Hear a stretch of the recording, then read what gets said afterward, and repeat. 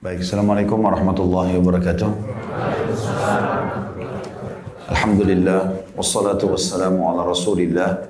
Segala puji dan puja kehadirat Allah subhanahu wa ta'ala, juga salawat dan taslim kepada Nabi besar Muhammad sallallahu alaihi wasallam.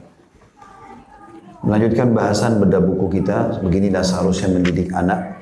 Dan kita masih di rukun Islam, bagaimana menanamkan rukun Islam kepada anak-anak, dengan judul Manhaj Islam dalam Beribadah.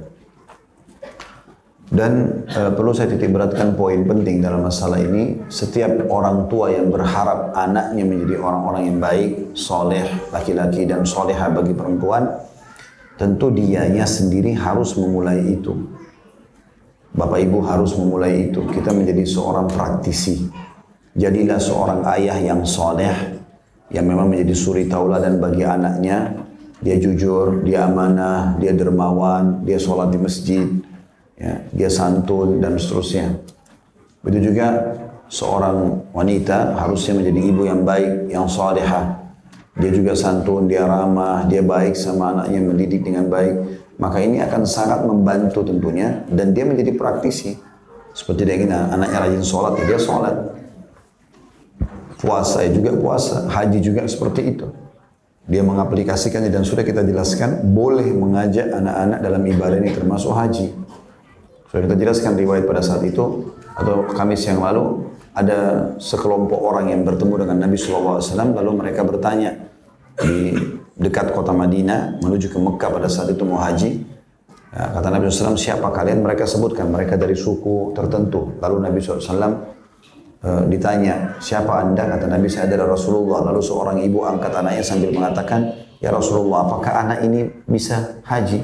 Kata Nabi SAW, iya, dan kau dapat pahalanya. Jadi daripada kita ajak bagi teman-teman yang mampu anaknya, maaf, ke negara-negara non-muslim, maka lebih baik diajak umroh, haji, dan beribadah. Jadi mereka dari kecil sudah mengenal itu. Juga bisa masukkan anak ke sekolah Islam, dan sekolah Islam yang memang ada praktek-praktek ibadah ini. Ada beberapa sekolah Masya Allah praktek manasik haji misalnya.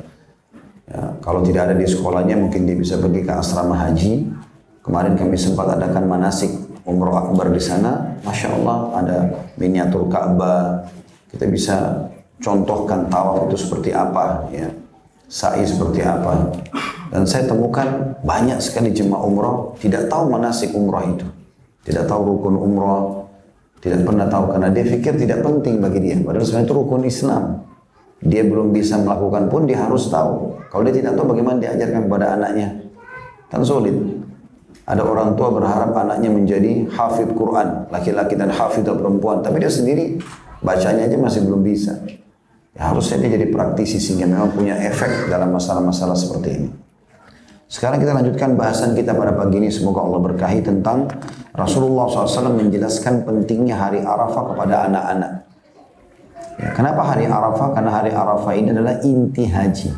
Tanggal 9 Zulhijjah. Kita sudah jelaskan pada saat menjelaskan manasik pada pertemuan yang lalu. Kalau jemaah haji itu hadir di Arafah, maka dihitung dia sudah haji. Tapi kapan dia tidak hadir di Arafah, maka tidak ada haji bagi dia. Makanya kata Nabi SAW, Al-Hajju Arafah. Haji itu hadir di Arafah. Kalau menginap di Mina, Muzdalifah, ini kewajiban. Tapi bagi orang yang punya udzur, sakit keras, ya, dia tidak bisa hadir, maka dia bisa menggantinya dengan dam atau sembelihan hewan. Imam Ahmad meriwayatkan dalam musnadnya dari Ibnu Abbas radhiyallahu anhu bahwa Nabi SAW bersabda, wahai putra saudaraku, sesungguhnya hari ini, yakni hari Arafah, barang siapa mampu menjaga pendengarannya, penglihatannya, dan lisannya, niscaya dia akan diampuni. Ini artinya penanaman tentang kedudukan hari Arafah ini dalam diri kita tertanam dulu, baru kita tanamkan kepada anak-anak. Kita harus tahu kalau Bapak Ibu lagi ikut haji, umroh, ini adalah perjalanan ibadah. Bukan perjalanan untuk malah mencari maksiat kepada Allah SWT. Buang-buang waktu pada hal yang tidak ada manfaatnya. Itu kalau lagi umrah, lagi haji, masuk kamar hotel, nggak usah nonton TV kecuali lihat Ka'bah atau lihat Masjid Nabawi. Nggak usah nonton lagi yang lain-lain gitu kan. di wilayah haram. Coba didik diri kita untuk terbiasa lepas dari fasilitas seperti ini, nonton-nonton sinetron, film-film, hindari. Apalagi di Mekah sama Madinah, pupuk iman kita di situ. Jadi, itu sangat bagus, besar sekali manfaatnya. Apalagi lagi di Arafah, di Muzdalifah, di Mina, jangan cuma tahu makan terus. Boleh makan, tapi ada saatnya berdoa, berzikir. Ada orang dari pagi ngobrol. Kemarin tahun ini, tahun lalu alhamdulillah Allah mudahkan kami haji. Banyak jemaah haji ngumpul-ngumpul nongkrong di situ di depan kemah, duduk ngobrol-ngobrol, ngopi-ngopi, terulang-ulang. Karena banyak makan, banyak minum, masuk kamar mandi juga banyak. Bolak-balik. Akhirnya waktu Arafah yang terbatas dari duha sampai maghrib itu tersia-siakan. Sayang sekali. Alhamdulillah kalau ada travel yang adakan pengajian maka ada waktu dipakai 2 jam misalnya pengajian. Tapi tidak cukup. Kita pun harus sibukkan diri.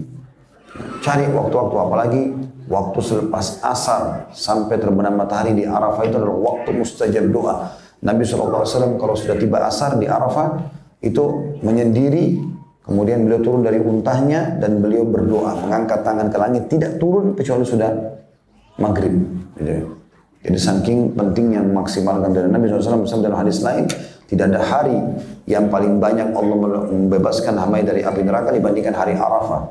Harus difahami maknanya itu. Dalam riwayat Abu Dawud At-Tayalisi disebutkan bahwa beliau SAW bersabda, perhatikan wahai anak, karena hari ini, yakni hari Arafah, orang yang bisa menjaga penglihatannya akan diampuni. Jadi Nabi SAW bersabda kepada siapa ini? Ibnu Abbas. Ibnu Abbas anak kecil waktu itu. Umurnya masih 12-13 tahun. Pergi haji bersama Nabi SAW, Nabi ingatkan anak kecil ini. Ingatlah, jaga penglihatan, jaga pendengaran, jaga lisan. Karena hari ini adalah hari yang paling banyak Allah ampuni orang-orang. Dalam riwayat Al-Baihaqi, dalam Syu'abul Iman disebutkan, Nabi SAW bersabda kepada sepupunya, anak pamannya, itu Ibnu Abbas, anak masih kecil, wahai putra saudaraku, sesungguhnya hari ini, yakni hari Arafah, orang yang mampu menjaga penglihatannya kecuali karena hal yang benar, orang yang mampu menjaga pendengarannya kecuali karena hal yang benar, orang yang mampu menjaga lisannya kecuali karena hal yang benar, niscaya dia akan diampuni. Nah, ini semua ini diriwayatkan di putu nomor 49, Ahmad jilid 1 halaman 329, Abu Daud nomor 2734 dan Baihaqi dalam Syu'abul Iman nomor 4071. Ibnu Abbas juga berkata radhiyallahu anhu bahwa Nabi SAW bersabda, bila seorang anak berhaji maka hajinya untuknya sampai dia berakal atau dewasa, dan bila dia telah berakal maka dia wajib haji lagi. Hadis ini riwayat Hakim dalam Mustadrak jilid 1 halaman 481 dan sahih menurut syarat Syaikhan, maksudnya Bukhari Muslim. Ini saya sedang baca footnote nomor 50 ya di bawah. Dan disepakati oleh Az-Zahabi, Az-Zahabi nama orang, imam masyhur dengan ilmunya. Sahih Jami' As-Saghir jilid 1 halaman 485 dan Al-Irwa nomor 986. Hadis ini atau riwayat ini menjelaskan kepada kita bahwasanya anak kecil boleh pergi haji dan umrah dan itu masih diberikan kepada dia. Artinya berlaku pada dia seakan-akan dia mengerjakan haji itu sampai dia dewasa. Kalau dia dewasa, sebagian ulama mengatakan makna hadis ini dia diberikan pahala haji tapi tetap masih wajib dia haji. Masih wajib dia haji. Karena dia pada saat mengerjakan belum balik, belum kena kewajiban. Hanya pahalanya Allah berikan kepada dia. Plus orang tuanya juga yang membiayai juga dapat pahala. Itu sesuai dengan sabda Nabi atau sabda Nabi SAW tadi, bila seorang anak berhaji maka hajinya untuknya sampai dia berakal atau dewasa, dan bila dia telah berakal maka dia wajib haji. Maksudnya sudah ada pahalanya, setelah balik pun dikasih pahala haji itu, tapi belum mengukuhkan kewajiban dia yang haji sekali seumur hidup. Dari Ibnu Abbas juga radhiyallahu anhu riwayat yang lain, beliau berkata Nabi SAW bersabda, siapapun anak yang berhaji kemudian dia balik maka dia wajib lagi haji yang lain, dan siapapun budak yang telah berhaji kemudian dimerdekakan maka dia wajib haji yang lain. Ada sini riwayat Baihaqi jilid 5 halaman 156 dan Sahih Jami' As-Saghir jilid 1 halaman 2729 dalam kitab Al-Irwa. Syekh Albani menyebutkan nomor 986. Jadi bukan cuma anak kecil, budak juga. Kalau ada hamba sahaya yang bisa diperjualbelikan, kalau dia dihajikan oleh majikannya atau tuannya pada saat dia masih budak, kemudian satu waktu dia bebas, maka tetap dia diwajibkan haji yang sekali seumur hidup itu. Tapi saksi bahasan kita adalah anak. Kalau dia haji sebelum balik, maka diberikan pahala kalau dia sudah balik, tapi tidak menggugurkan kewajiban dia yang sekali seumur hidup untuk haji itu. Imam Syafi'i rahimahullah berkata tentang manasik haji, sesungguhnya Allah yang maha tinggi dengan karunia-Nya membalas amalan manusia dengan berlipat ganda dan memberikan nikmat kepada orang-orang mukmin bahwa Dia akan mempertemukan mereka dengan keturunan mereka serta menyempurnakan amalan mereka. Dalam surah At-Tur ayat 21, Allah Subhanahu wa taala berfirman, A'udzu billahi minasyaitonir rajim. Alhaqna bihim dzurriyyatahum ma alatnahum min amalihim min syai'. Kami pertemukan mereka dengan anak cucu mereka di dalam surga dan kami tidak mengurangi sedikit pun dari pahala kebaikan mereka. Karena Allah, kata Imam Syafi'i, telah memberikan nikmat kepada anak cucu mereka dengan memasukkan mereka ke dalam surganya tanpa amal, Allah pun memberikan juga nikmatnya kepada mereka dengan catatan amalan baik dalam ibadah haji meski tidak wajib bagi mereka di dalamnya. Ya, maksudnya adalah Imam Syafi'i ingin menitik beratkan kalau anak kecil kita bawa pergi haji, kemudian dia belum balik meninggal, misal dia belum balik meninggal, kan dia memang belum wajib haji, tapi tetap Allah tambahkan fasilitas buat dia di surga dan berbanding tingkatannya dengan anak kecil yang belum pernah haji sama sekali. Walaupun dia belum wajib, karena orang tuanya sudah membawanya ke sana. Ya. Bahkan dia bisa mendapatkan derajat-derajat yang tinggi bersama dengan orang tuanya karena orang tuanya soleh dan soleha. Al-Hafidh Ibnu Hajar berkata, Ibnu Battal berkata, para imam ahli fatwa sepakat bahwa kewajiban haji gugur bagi anak-anak hingga dia balik. Hanya saja bila mereka berhaji, maka hal itu sebagai amalan sunnah baginya menurut jumhur ulama.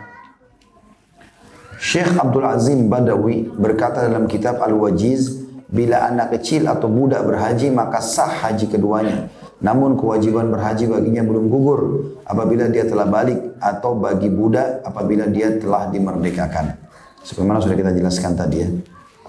Ini ada tutup putuannya kitab Al-Wajiz fi Fiqh Sunnah halaman 231. Kata beliau, saudaraku, haji itu seperti halnya sholat dan puasa. Perlu dibiasakan oleh anak kecil agar dia terbiasa mengadakan hubungan dengan Allah yang maha tinggi, bermunajat kepadanya dan memenuhi perintah-perintahnya. Di samping sebagai persiapan bagi orang yang menantikan masa baliknya sehingga tidak merasa berat dan susah ketika mengerjakannya karena memang sudah biasa dikerjakannya. Jadi banyak orang tua saya lihat tidak mau menggunakan jilbab anaknya. Kenapa? Belum balik. Tidak mau mengajak anaknya sholat. Kenapa? Belum balik. Tidak mau ajak umroh haji. Karena belum balik. Ah, anak saya belum wajib kok. Gak usah diajarin sedekah, gak usah diajarin puasa dan seterusnya. Ini keliru. Nanti kalau sudah balik, sudah wajib bagi dia. Berarti sudah kena hukum. Kalau dia baru mau belajar, berdosa berarti. Karena dia tadinya bisa belajar sebelumnya. Kalau dia tidak kerjakan begitu dia balik, berarti dia berdosa. Makanya dia sudah harus dibiasakan dari sebelum balik. Orang tua yang pintar adalah orang tua yang membiasakan anaknya sholat, puasa, sedekah dari kecil. Sehingga dia nanti pada saat balik sudah wajib, mudah. Gitu ya. Kami coba terapkan kepada anak-anak, coba sekarang dibiasakan. Pada saat mereka balik, sudah biasa. Mereka tidak terganggu lagi. Karena memang mereka sudah terbiasa dengan sholat, tutup aurat dan seterusnya. Dan kalau masih kecil itu gampang sekali kita motivasi. Nah, saya sarankan ibu-ibu ini maaf bahasa saya, jangan dianggap tidak sopan ya, jangan jadi setan manusia. Ya, anaknya mau pakai jilbab, nggak usah nak. Kenapa nggak usah? Kan masih kecil. Ya. Kadang-kadang ada saya lihat ibu-ibu tuh anaknya nangis. Kalau ditanya kenapa, karena mau pakai jilbab, ibunya nggak kasih. Kok aneh bener ini? Ada kerabat kami juga begitu, semua Allah kasih hidayah. Anaknya puasa terus, ibunya yang jadi penggoda. Nak, kok nggak haus nak, nggak lapar, diganggu. Kenapa diganggu ini?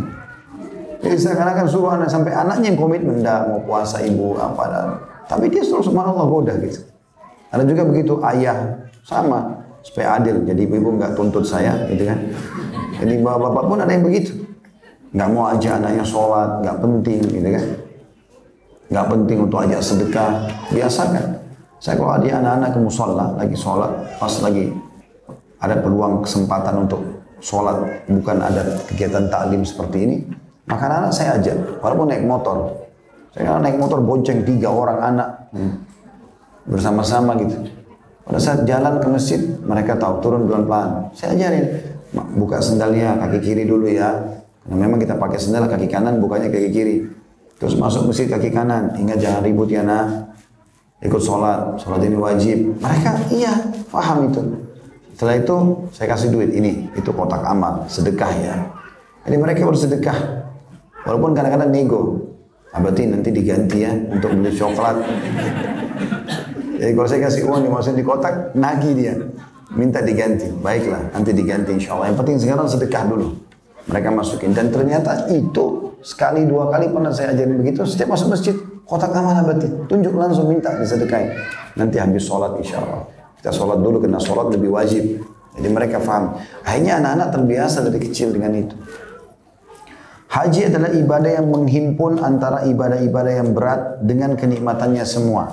Karenanya bila seorang anak berhaji, maka hal ini adalah upaya membiasakan untuk melaksanakan ketaatan, memperbagus dalam mengerjakan ibadah sebagai jalan mendekatkan diri kepada Allah Ta'ala dan membina perilakunya sejak kecil hingga dia balik. Sehingga dia tidak mendapatkan kesusahan lagi dalam mengerjakan kewajiban-kewajibannya dan menjadi hal yang biasa lagi dia cintai. Jadi kalau kita biasakan dari kecil, mereka akan mencintai pola ibadah itu. Anak kecil yang tumbuh di atas ketaatan senantiasa akan berada dalam ketaatan, dekat dengan Allah Ta'ala dan jauh dari syaitan. Jadi kalau kita sudah biasakan dari kecil, dia sholat, dia puasa, dia segala macam, maka dia akan jauh dari syaitan. Karena dia akan lekat dengan ibadah itu. Haji adalah ibadah yang paling atas. Di dalamnya terdapat syiar bagi kaum muslimin. Di dalamnya terdapat tauhid, pengesahan Allah. Di dalamnya juga seorang anak akan melihat seluruh kaum muslimin, tua, muda, berkulit putih, berkulit hitam, bangsawan atau orang biasa, semuanya sama memakai satu kain, menyeru Tuhan yang esa di satu rumah, kiblat mereka satu. Sedang Rasul mereka adalah Nabi Muhammad bin Abdullah sallallahu alaihi wasallam diutus sebagai rahmat. Mereka menempuh jarak yang jauh dan melintasi berbagai negeri demi memenuhi panggilan Ar-Rahman yang Allah sebutkan dalam surah Al-Hajj ayat 27. A'udzu billahi minasyaitonir rajim. Wa'adzim fin nasi bil hajji ya'tuka rijalan wa 'ala kulli dhamirin ya'tina min kulli fajjin 'amiq. Dan berserulah kepada manusia untuk mengerjakan haji. Niscaya mereka akan datang kepadamu dengan berjalan kaki dan mengendarai unta yang kurus yang datang dari segenap penjuru yang jauh. Mereka juga mengucapkan labbaik Allahumma labbaik. Aku penuhi panggilanmu ya Allah dengan santun. Labbaik la syarika laka labbaik. Aku penuhi panggilanmu, tidak ada sekutu bagimu. Innal hamda wan ni'mata laka wal mulk la syarika lak. Aku penuhi panggilanmu, sungguhnya segala puji, nikmat dan kerajaan hanya untukmu atau bagimu, tidak ada sekutu bagimu. Seorang anak pun mengenal tauhid serta mengenal seluruh ibadah, dengan itulah anak menjadi soleh insyaallah. Jadi sebenarnya bukan cuma anak-anak ya, kita pun orang dewasa. Salah satu hikmah dalam manasik umroh biasanya atau manasik haji yang saya isi, saya bahasakan itu. Kita bukan hanya sekedar dapat dalam haji dan umroh itu keutamaannya. Misalnya keutamaan itu kayak pembersihan dosa. Kan sudah kita jelaskan kemarin ya, umroh ke umroh pembersihan dosa di antara keduanya, dan haji yang mabrur ikuti syarat tidak ada balasan kecuali surga. Kemudian juga kata Nabi SAW, siapa yang haji tidak rafat, mengucapkan kalimat syahwat, tidak fusuk, berbuat kejahatan, maka dia pulang seperti baru dilahirkan oleh ibunya. Banyak keutamaan-keutamaan. Selain daripada ini, kita mendapatkan pengalaman-pengalaman spiritual yang lain. Seperti misalnya pada saat tawaf, kita melihat ternyata bukan kita sendiri umat Islam. Banyak umat Islam. Ya, termasuk dalamnya adalah orang dari Afrika, orang dari negara Arab, orang dari Pakistan, orang dari mana-mana. Sekitar kita tawaf dengan cara yang sama, memunari satu rumah yang sama, itu Ka'bah, kemudian memanggil Tuhan yang sama, Allah, gitu ya. Enggak ada syirikan. Maka kita bisa melihat ada pengalaman spiritual tersendiri di sana. Dan itu mahal sekali. Itu akan memotivasi kita lebih rajin. Dan subhanallah umumnya, kalau orang ikhlas berangkat umroh dan haji itu, Allah akan tanamkan dalam hatinya cinta ibadah. Banyak jemaah yang berangkat, tadinya tidak semangat ibadah di Indonesia. Begitu tiba di sana, dia semangat ibadah. Jadi semangat, jadi mau sholat malam, jadi mau sholat 5 waktu di masjid gitu kan. Yang perempuan yang tadinya belum tutup aurat sekarang tutup aurat, pulang akhirnya tutup aurat yang benar. Walaupun ada sebagian yang tidak tepat ini. Maksudnya tutup aurat cuma di sana, pulang tiba-tiba sudah berubah gitu kan. Sampai pernah ada kisah, ini kisah dinukil dan saya percaya sama yang menukil kisah ini. Dia mengatakan ada satu orang dari Indonesia datang ke Yaman waktu itu. Dia sama anak perempuannya. Anak perempuannya pakai cadar, bukan cuma pakai jilbab, pakai cadar. Lalu datang bertamu di rumah orang ini, seorang alim di sana. Setelah ketemu ngobrol-ngobrol, tanya hukum agama, kebetulan orang kita ini orang kaya. Dia mengatakan, Syekh satu waktu datang ke Indonesia, saya siapkan semuanya. Ringkas cerita datanglah Syekhnya gitu. Terus tiba-tiba dia bilang, dia telepon-teleponan, terus dia bilang, Syekh saya nggak bisa datang, tapi nanti ada anak saya yang datang jemput. Rupanya Syekhnya datang ke bandara, turun, ada satu perempuan teriak dari jauh, Syekh teriak-teriak, seakan-akan kenal dia. Gitu. Syekh tidak semuanya orang Indonesia dipanggil Syekh gitu kan. Maka dia tahu, begitu dia balik, ada satu perempuan tidak pakai hijab, pakai rok pendek. Terus dengan ceria, dengan riang, dengan gembira, nyambut. Karena waktu di Yaman, tinggal di rumah Syekh ini dijadikan sebagai tamu yang dihormati gitu. Terus dia bilang, Syekh lupa sama saya si Fulana yang datang ke Yaman. Syekhnya bingung, ini orang tidak pakai hijab, tadinya pakai cadar untuk Yaman. Ini kan cerita, dijemput rame-rame, tidak seperempat itu saja, terus tiba di rumah, paling pertama duduk karena memang ini seorang alim, dia ingin nasihatin. Bentuk cinta kita kepada saudara kita muslim, pada kita nasihatin orang baik-baik. Maka dia bilang sama yang punya rumah ini, kebetulan yang kemarin datang ke Yaman sama anaknya, dia bilang, saya mau tanya, sebelum kita banyak ngobrol, mau naik makan, kalau saya dekati anak kamu ini anak kamu yang datang ke Yaman, dia bilang iya. Saya dekati, kemudian kebetulan dia pakai tongkat, dia bilang, lalu tongkat ini saya gunakan untuk membuka roknya. Apa kau marah? Kata dia, tentu saja saya marah, itu kan tidak sopan, kata orangnya yang punya rumah itu. Kata Syekhnya, sekarang saya tidak perlu lakukan itu. Tanpa menggunakan tongkat pun bisa terlihat dan semua orang bisa lihat. Kenapa kau lakukan ini? Ini kan haram dalam agama. Kenapa nggak biarkan dia terbiasa pakai jilbab, hijab paling tidak jilbab, walaupun tidak cadar, sebagaimana dia pakai waktu dia ke negara-negara Arab. Kenapa hanya di sana saja? Sayang sekali. Karena kita lihat itu seperti ada pola ya. Berangkat pakai jilbab, pulang sudah nggak pakai jilbab lagi. Ini jadi aneh ini. Saya pernah temukan ada jemaah begitu, saya tidak tahu rupanya. Tiba di bandara Jakarta dibuka jilbab. Saya sampai nggak kenal karena tadinya pakai hijab di sana. Kita buka hijab. Tapi sudah kena mau jalan kita nggak bisa juga ingatkan lagi ya sudah. Tapi sayang sekali ternyata hanya sekedar dipakai selama di sana gitu kan. Ada juga yang saya dapat informasi selama di Mekah Madinah sholat. Tiba di Indonesia nggak sholat lagi. Kan sayang sekali. Kenapa ini? Paling tidak dia jadikan perjalanan spiritual dia selama di sana untuk mengubah dia. Masa sebelum umroh anggaplah itu masa lalu dia tobat, sekarang ke depan dia harus lebih baik. Harusnya ada efek spiritual itu ya. Kecuali memang dasarnya dia tidak mau beribadah, itu lain gitu kan. Begitu juga teman-teman sekalian yang perlu di pengalaman spiritual adalah kita melihat ya sejarah. Saya tidak tahu apakah Bapak Ibu waktu ikut travel itu juga diceritakan ya. Kalau kami punya program di Uhud itu, program Tour City-nya kita harus bercerita di Mekah tentang sejarah Ka'bah, sejarah Mekah, lengkap semua kita sampaikan dengan riwayat-riwayat yang sahih agar tidak bercampur baur dengan riwayat yang lemah ataupun ada masalah. Begitu juga di Madinah. Pada saat kita datangi ke Gunung Uhud, Bukit Uhud, saya minta semua jemaah walaupun yang sudah tua, selama masih mampu naik ke atas. Kemarin alhamdulillah kita 520 orang, lebih 13 bus naik semua di Bukit Pemanah. Kecuali mungkin 1-2 orang yang sakit tidak bisa. Alhamdulillah di atas itu saya suruh duduk, kalau yang mau duduk silakan. Kita ceritakan tentang perang Uhud. Itu banyak subhanallah, masya Allah yang tersentuh. Bahasa saya tadi tersentuh dengar cerita itu. Ada yang nangis dengar ceramah, karena mendengarkan bagaimana perjuangan para sahabat. Ada pengalaman spiritual yang kita dapat gitu. Ya, ini semua mahal. Nah kalau kita orang dewasa bisa berbekas, anak-anak lebih berbekas lagi. Mereka lebih berbekas dengan itu. Saya ngajak anak-anak saya waktu masih kecil berapa orang umroh semua. Begitu pulang, sering mereka bahasakan, berarti kapan umroh lagi? Enaknya waktu itu umroh, tawaf, sa'i gitu. Mereka tahu masalah itu. Jadi pengalaman-pengalaman ini penting untuk diri kita dan juga untuk anak-anak kita. Saya sarankan bagi bapak ibu yang punya kemampuan, ulang-ulangin umroh ini. Kalau perlu jadwalkan sebulan sekali, nggak bisa 2 bulan sekali, nggak bisa 6 bulan sekali. Pokoknya jangan lewat 1 tahun kecuali umroh. Bisa haji setiap tahun haji. Kan biayanya besar Ustaz? Iya, kan ada hadis Nabi yang sudah kita jelaskan.